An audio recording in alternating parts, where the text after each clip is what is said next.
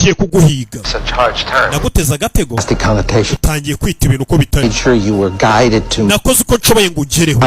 maze ngufashe impamvu nemeye kuza muri iri rushanwa ni uko naketse ko ngiye gupfa nubundi ariko ugiye gupfa nta mafaranga wari ufite nta kazi wari ufite nta hazaza wari ufite gupfa kurenza uko ni ukuhe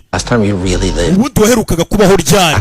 mbese nk'uwagusubije mu buzima bamubeshye ko arwaye indwara gisigaje ibyumweru ngapfe kumba ari muzima ya ndwara ntayarwaye nta n'ikibyimba afite mu mutwe ahubwo ni ibintu bagusetinga bakagukora bakakubeshya bakakubwira ko rwose ugiye gupfa nawe wakumva ko n'ayandi makiriro bikarangira ugiye mu ivuriro ubayobotse ngo baguhe inguzanyo bakahita bakwinjiza muri uriya mukino kuko ubona ko n'ubundi ugiye gupfa ukemera gukina umukino w'urupfu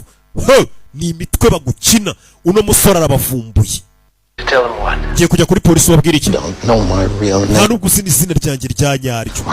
nta nubwo uzi ukuntu wamenya aho ndi ariko ngiye nkuziho byinshi si umugore wawe ahari kuva umuhigo watangira umugore wawe tuza ahari mfite inshuti yanjye ya hafi iri kumwe n'umugore wawe umugore wanjye uyu mukino ntawe azi nta nubwo ari muri uyu mukino inshuti yawe niyo namurindishije umugore wawe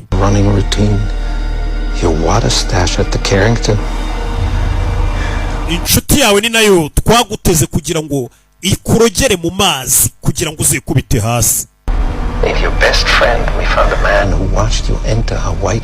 twabonye inshuti yawe magara yakubonye winjira muri kariya kazi wagiyemo iragukurikirana umuguza amafaranga arakwihorera ntiyakwishyuza arakurakarira ko utamwishyuye amafaranga twamwishyuye 50,000 wari uramwambuye kugira ngo aroge amazi yawe uno mugabo abyuka ajya kwiruka afite ahantu ahisha amazi ahandi ahisha amazi ariya mazi yagombaga kugenda kunaniza umunsi umwe ukazikubita hasi none wajya kwa muganga bakahita bakubeshya ko urwaye ikibyimba mu mutwe bamuroze mbega akantu kagutesha umutwe by'iminsi mike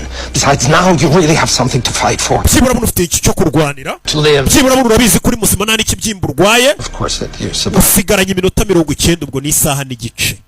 irushanwa ukabura ritsinze n'ubukiri muzima byibura buno ufite ikintu uri kurwanira ni uguhangana uri muzima nta ndwara urwaye ayo mafaranga ukanayazana yabaho ubuzima bwawe bwose